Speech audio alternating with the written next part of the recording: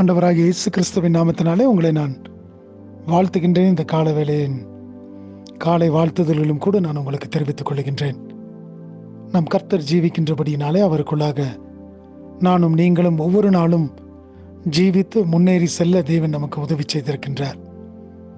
அவனுக்கு பிரியமான தேவச்சனமே, ஒவ்வொரு நாளின் கால வேளையிலும் கூட நாம் அவருடைய சமூகத்தில் வரும் பொழுது கர்த்தர் இந்த நாளிலே என்னோடு கூட இருந்து பலத்த காரியங்களை செய்கின்றவராக இருக்கப் போகிறார் என்கின்ற விசுவாசத்தின் நம்பிக்கையோடு தானே அவருடைய சமூகத்திலே நாம் ஒவ்வொரு நாளும் கூடி வருகின்றவர்களாக இருக்கின்றோம்.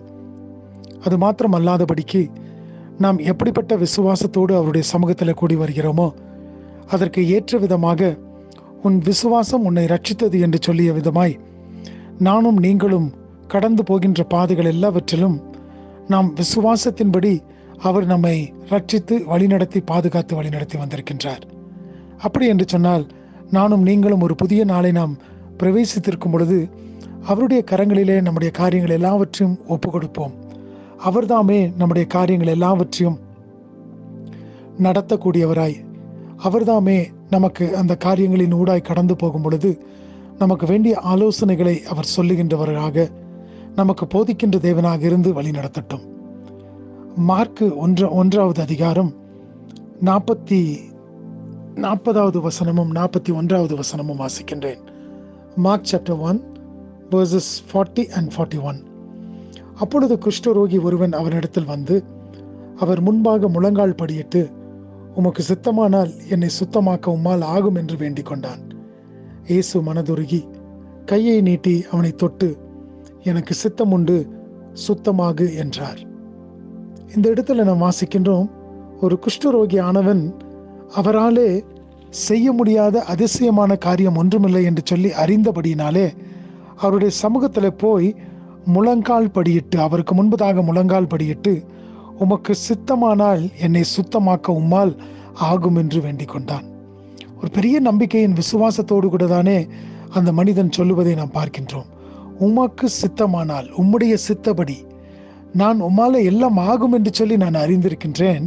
ஆனால் இருப்பினும் உம்முடைய சித்தம், உம்முடைய சித்தத்திற்கு என்னை நான் ஒப்பு கொடுக்கும் பொழுது நிச்சயமாய் உம்மாலே என்னை சுத்தமாக்க முடியும் என்று சொல்லி அந்த குஷ்டரோகியானவன் சொல்லுகின்றான்.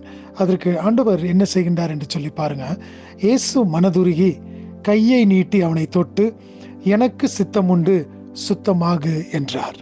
இயேசுவானவர் அவர் சொன்ன மாத்திரத்தில் கையை நீட்டுகின்றார். மனதுருக்கத்தோடு கூட நீட்டிவிட்டு அவர் சொல்லுகின்றார், அவனை தொட்டு எனக்கு சித்தம் உண்டு, சுத்தமாக என்று சொல்லி.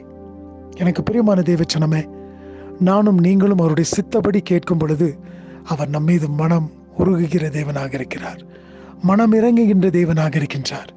எனக்கு சித்தம் உண்டு மகனே, நீ என்னுடைய சித்தத்தின்படி காரியங்களை நடப்பிக்க வேண்டும் என்று சொல்லி விரும்புகின்றாய் அல்லவா? ஆகினால எனக்கு சித்தம் உண்டு, நீ காரியங்களை நடப்பி என்று சொல்லி, என்னுடைய சித்தப்படி உனக்கு காரியங்களை நடப்பித்து தருவேன் என்று சொல்லி தேவன் சொல்லுகின்றார். ஆகினால் இந்த நாளின் காலை வேளையிலும் கூட தேவனுடைய சித்தத்திற்கு நம்மை ஒப்பு கொடுத்தவர்களாக இந்த நாள் முழுவதுமாய் நாம் கடந்து போகும் பொழுது ஆண்டவர் உங்களையும் என்னையும் பார்த்து இந்த நாளும் முடிக்கும் நேரங்களிலே நாம் வரும் பொழுது